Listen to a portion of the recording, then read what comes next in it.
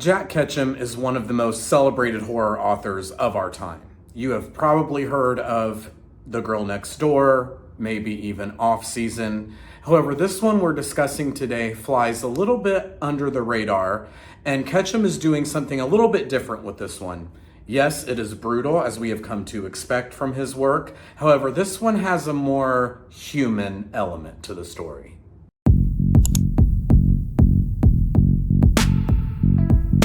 I love Jack Ketchum's work. There's not one thing of his I've read that I did not like. I have a particular fondness for The Girl Next Door. Not only is it an icon of horror fiction, but it is based on the Sylvia Likens case that took place in my hometown of Indianapolis, Indiana. Probably something I shouldn't really be proud of. It was an awful case, awful situation, but it was pretty interesting to read the fictionalized account and then kind of backtrack and learn about the terrible situation that actually happened. But we're not here to talk about The Girl Next Door. There's tons of reviews online about that one. It's probably Ketchum's most celebrated work. Today we're going to be discussing Cover, originally published in 1987 by Grand Central Publishing. I don't see a lot of buzz around this one when compared to Jack Ketchum's other works, like The Girl Next Door, Joyride, Off Season, etc. So I thought it would be an interesting one to cover on my channel. I will note that I did find another review from another channel, Little Library of Horrors. He posted a very comprehensive and well done review of this title, so definitely check that out if you'd like another opinion on this novel. I will put a link in the description to his channel. Cover opens with Lee Moravian, a Vietnam War veteran who has sequestered himself deep in the wilderness with his family. He's having difficulty reintegrating himself into the world he left behind and after experiencing the horrors in Vietnam. From the beginning, we learn that Lee and his wife have already sent their son away to live with a distant relative, deciding that this life in the woods is not really appropriate for him. We also learn that Lee's wife is on her way out as well. She is having trouble dealing with the worsening symptoms of Lee's obvious PTSD and has constant anxiety about finding Lee dead one day. So the story opens on an extremely sad note. This veteran, who is obviously suffering, is abandoned essentially in the woods, with his only companion being Pavlov the dog and his marijuana farm that he runs deep in the wilderness. A little bit later, we're introduced to another cast of characters made up of Kelsey, who is a successful author, his wife Caroline, and his mistress Michelle, along with some other friends. They're coming to the woods for a weekend camping excursion and escape from the hustle and bustle of Los Angeles. After getting settled at their campsite, this group of campers accidentally stumbles upon Lee's marijuana farm. They playfully steal a bit of it.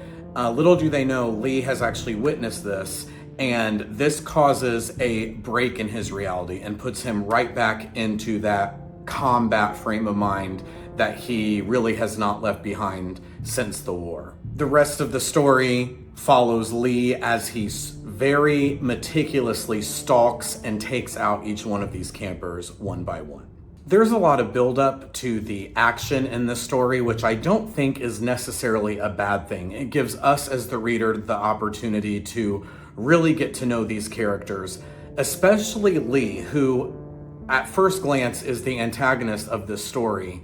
But from the beginning, we are really made to feel sympathetic for him, and we obviously see that he is struggling. And while he proceeds to stalk these campers and murder them, the sympathy for him is always kind of in the back of your mind, and I think that was very effective.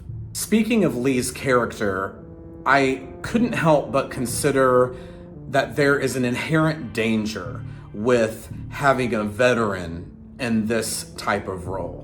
For example, if something like this had been released today, some people might have ridiculed it for stereotyping veterans or just placing them in this category of everybody who has served our country comes back with some sort of mental issues, and if they do not get it taken care of, then they're going to result to homicide. However, Jack Ketchum handles this very delicately, and as I said, is able to garner sympathy from the reader and humanize him to the point that we don't see him as some crazed maniac. We see him as a suffering human who almost can't help what he's doing to these campers. I loved the suspense and the violence in this one. I wouldn't expect anything less from Jack Ketchum. Once Lee starts stalking these campers through the woods, we have recurring flashbacks to his time at war, and he talks about the things he witnesses, and sometimes there's parallels between what he's doing in real life and what he's remembering from the war. My favorite scene in this novel is a particular one that takes place once the campers, they already know what's up. They already know that this crazy man in the woods is stalking them. A few of the friends have already been taken out. So they are trying to make their escape through the woods, and they stumble across a campsite that is not theirs. They approach it with caution.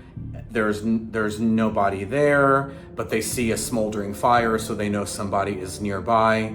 Eventually, the owner of this campsite does make an appearance, and everything seems to be fine until it goes completely crazy. And I'll leave it at that so as to not spoil anything.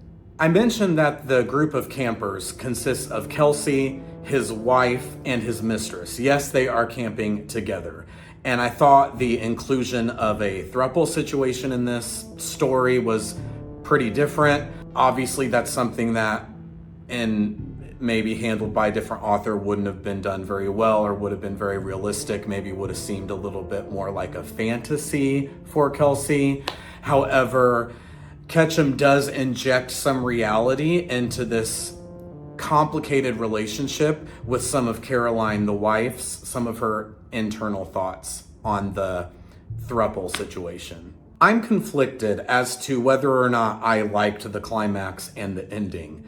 It is simultaneously expected and shocking, and also a little bit abrupt after everything that these campers have gone through. However, after finishing the book, closing it, and thinking about that ending, I was like, you know what? I think if this was happening in real life, that's how it would have ended. There wouldn't necessarily be this dramatic conclusion. Things might end just as quickly as they started for these campers. So I'm fine with the ending, but maybe because this is fiction, I would have wanted a little bit more. Cover was a 4 out of 5 star read for me for sure.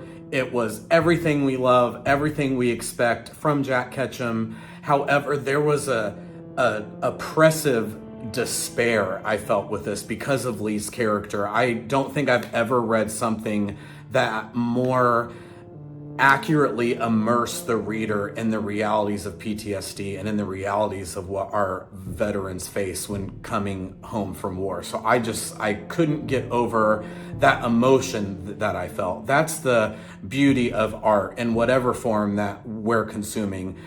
We remember the things that make us feel something. And yes, this was an action-packed, suspenseful, perfect horror novel. It is that oppressive sadness and sympathy I felt for Lee that is what will stick with me. Jack Ketchum is always a fun time. Let me know in the comments what your favorite of his is, if there's any others I need to check out. I will say I've read a lot of him, but I love to hear people's thoughts and opinions. And until next time, have a good one.